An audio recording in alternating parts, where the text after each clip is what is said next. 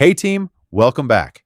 Today, we are going to go over some TradingView basics, including different time frames, key levels, and alerts. I'll start by creating a new layout. Your chart may look different than mine, and that's okay. You can fine-tune appearance in the settings based on your preferences. You can select different time frames in the top left corner. Select the drop-down to choose your favorite time frames, and they will show on the chart view. Toggle through different time frames to better assess price action and major key levels. You can start by reviewing higher time frames, such as the daily chart, to identify major support and resistance levels.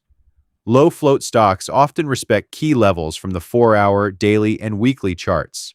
By quickly cycling through these time frames, traders can build a clearer, more complete picture of overall structure and potential reaction zones.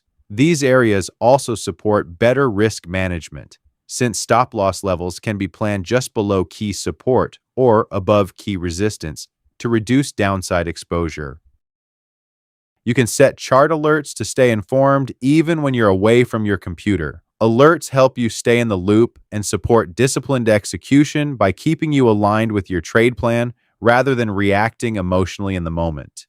This tutorial covered the fundamentals of chart time frames, key support and resistance levels, and how to set alerts. I hope you found it helpful, and I look forward to seeing you continue to improve and succeed.